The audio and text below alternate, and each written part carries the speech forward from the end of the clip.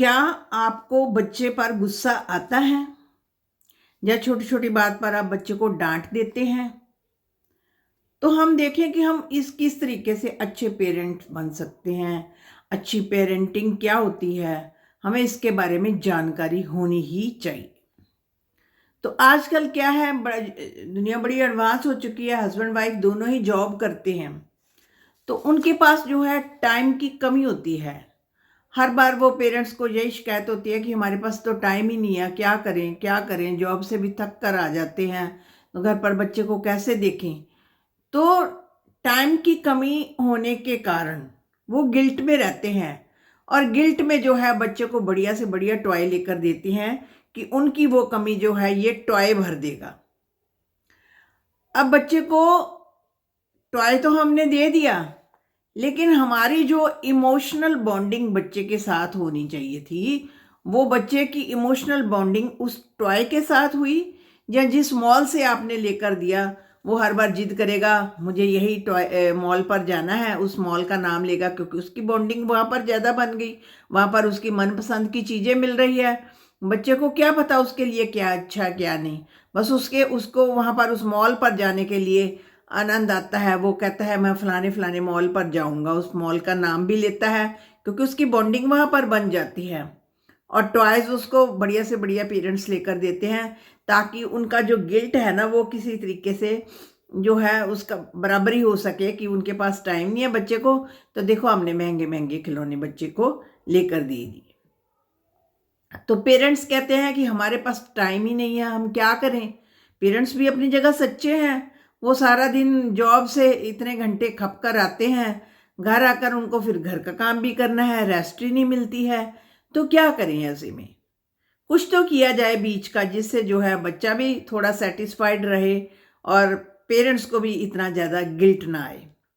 देखो, जो जॉब वाली जगह जाते हैं ना, वो स्क्रीन टाइम वहीं पर यूज़ करें। Professional time is the screen time. सिर्फ स्क्रीन टाइम को वहीं पर यूज़ करें। घर आकर जो है स्क्रीन टाइम को आप फालतू का मत यूज़ करें। हम आ तो जाते हैं जॉब से, फिर घर आकर भी फ़ोन ओपन कर लेते हैं, वो नहीं करना हमको।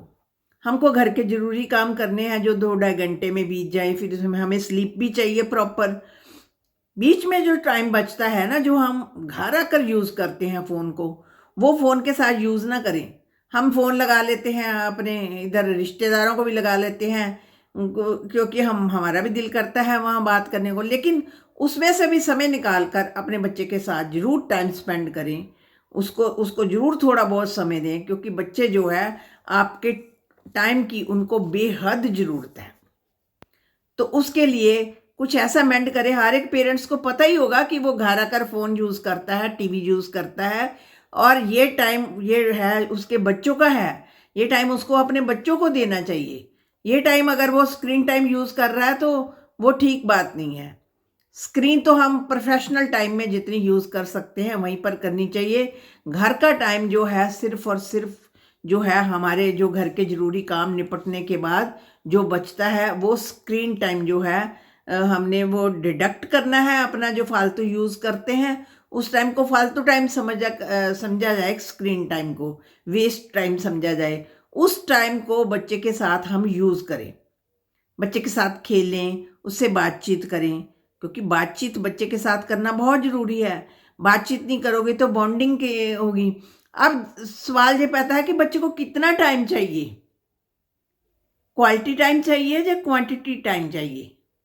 आप बताइए अपनी कमेंट में कि बच्चे को क्वालिटी टाइम चाहिए या क्वांटिटी टाइम चाहिए।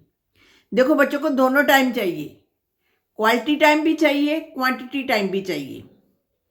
अब कहते हैं कि इसकी एग्जांपल लेते हैं।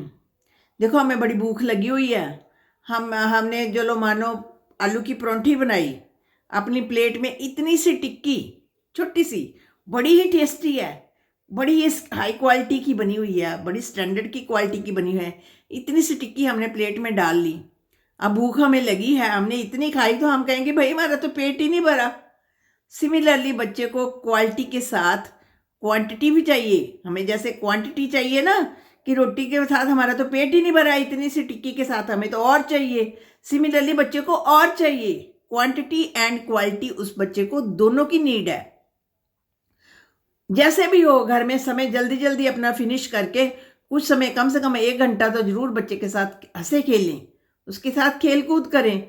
देखो ये है तो डिफिकल्ट, लेकिन आपको करना चाहिए, क्योंकि आप एक सोल को धरती पर लेकर आए हैं, अपने घर में इनवाइट किया है, उसको समय देना आपका फर्ज बनता है। उसको जरूर समय दें।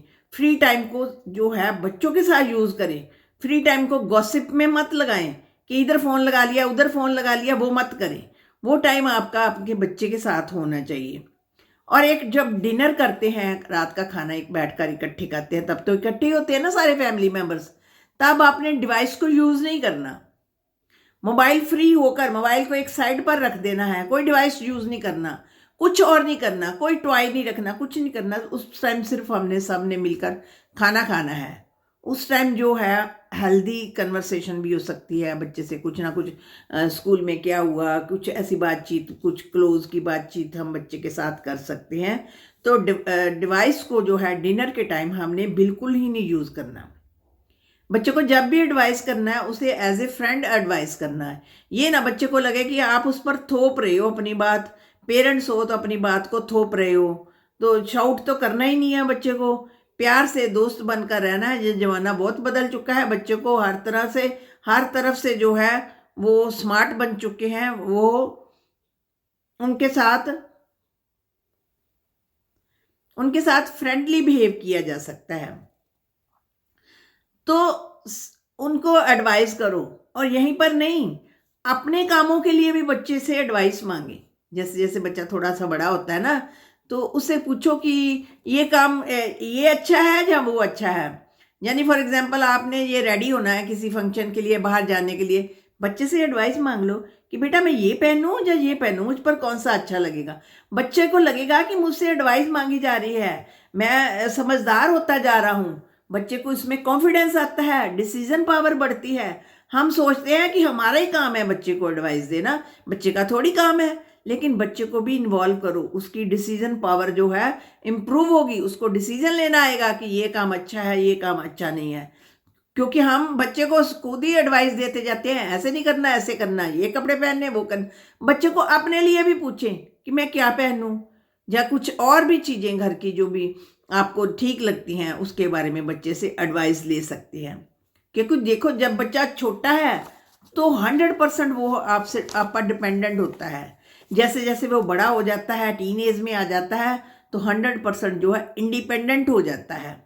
तब उसे आपकी एडवाइस की ज़रूरत नहीं होती। उस समय आप उसे फ्रेंड बनकर उसके साथ क्लोज हो सकते हो। Otherwise there is no way to become close with him. उसके साथ और कोई तरीका नहीं है आप क्लोज होने का। देखो जो अप टू 7 ईयर है ना, बच्चे को लव दो, हग दो, उसको एडवाइस भी करो, उससे बातचीत भी करो, उसको सजेशन भी दो, सब कुछ दो। ये क्योंकि ये उस टाइम उसका हार्ट की डेवलपमेंट हो रही होती है। अब जब 7 से 14 ईयर्स का हो जाता है ना बच्चा, उस टाइम उसके ब्रेन की डेवलपमेंट, हेड की डेवलपमेंट होती है। उस टाइम जो है हम क्या करते हैं, पेरेंट्स फिर गिल्ट में होते हैं कि हमने अपने बच्चे को टाइम नहीं दिया, हमारा बच्चा ऐसे ही अकेला रहा है बहुत समय। फिर आउट ऑफ गिल्ट वो ना इसको पैसिफाई करने के लिए उसको महंगे महंगे चीज़ें लेकर देते हैं। उस टाइम पर 7 to 14 की एज में उसको स्मार्टफोन ले देते हैं, और कुछ पेरेंट्स जो है उसको देखो बाइक भी लेकर दे देते हैं। This is very wrong. बच्चे को इस एज में सिर्फ हमने डिसिप्लिन सिखाना है। ये 7 to 14 ईयर वाली एज है ना, इसमें हमने बच्चे को डिसिप्लिन सिखाना है कि डिसिप्लिन टाइम पर कैसे उठना है, अपना होमवर्क कैसे करना है, ये काम कैसे करना है, हर एक चीज़ की उसको डिसिप्लिन आना चाहिए। क्योंकि यही बेटर एज है 7 से लेकर 14 तक, जिसमें बच्चा जो है पूरे डिसिप्लिन में जो आपकी बात मान सकता है। तो हमें बहुत ज़्यादा उस टाइम ये नहीं है out of love, out of attachment, हम जो है कहते हैं कि हमारे बच्चे के पास भी स्मार्टफोन होना चाहिए, क्योंकि उसके दोस्तों के पास, सबके पास स्मार्टफोन है। अब ये बच्चे ये भी सवाल करते हैं कि मेरे दोस्तों के पास, सबके पास तो स्मार्टफोन है, और मेरे पेरेंट्स मुझे क्यों नहीं लेकर देते। अब पेरेंट्स ही बच्चे के साथ इतनी बॉन्डिंग बनाकर रखें कि बच्चे को कहे, जरूरत ही ना पड़े, उसकी सारी जो पूर्ति जो है पेरेंट्स से पूरी होती जाए, उसको स्मार्टफोन लेने की जरूरत ना बोले उसको तब डिसिप्लिन सिखाएं कि बेटा this is not the proper age इस एज में जो फ़ोन लेना है वो गलत कर रहे हैं। हमने तो अच्छा करना है, हमने अपना फ्यूचर इम्प्रूव करना है, बड़े होकर कुछ अच्छा बनना है, तो इसके लिए अभी हमें फ़ोन की ज़रूरत नहीं है। देखो, जब 20 साल में होना तभी बच्चे को फ़ोन उसके हाथ में आना चाहिए। इससे पहले जो फ़ोन बच्चा यूज़ करते हैं ना,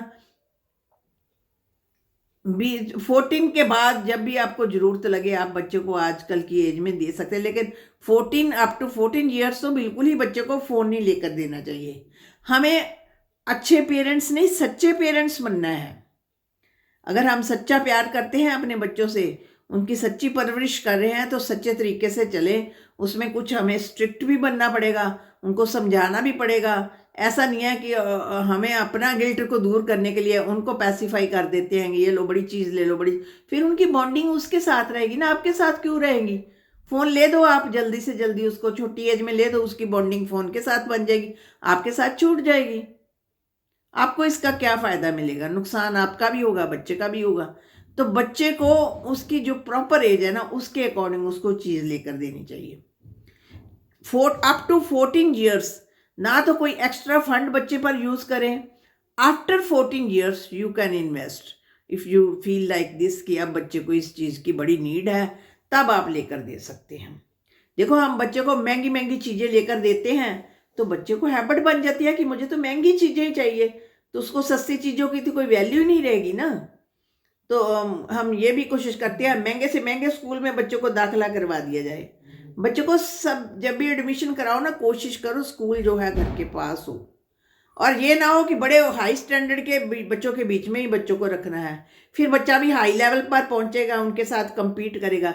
जब वो ठीक ठीक फैमिलीज वाले बच्चों के साथ खेलेगा ना, तो उसको डाउन टू अर्थ रहने की भी उसकी आदत हैबिट बनेगी। तो हमने ये आज देखा कि बच्चों के पेरेंटिंग करते समय हम कौन सी गलतियां करते हैं, क्या हम अच्छे पेरेंट्स हैं, क्या हम किस तरीके से खुद को मेंड कर सकते हैं, किस तरीके से बच्चों को बेहतर परवरिश दे सकते हैं। आप भी अगर पेरेंट्स हैं तो इस वीडियो को सुनकर इसके बारे में ज़रूर अपनी राय दें, मुझे इंतज़ार रहेगा। और आप किस तरह की पेरेंट्स करते हैं, पेरेंटिंग करते हैं, और आपको इसमें क्या अच्छी बात लगी ये भी मुझे लिखना, और चैनल को भी सब्सक्राइब कर देंगे तो अच्छा लगेगा। शुक्रिया फ्रेंड्स।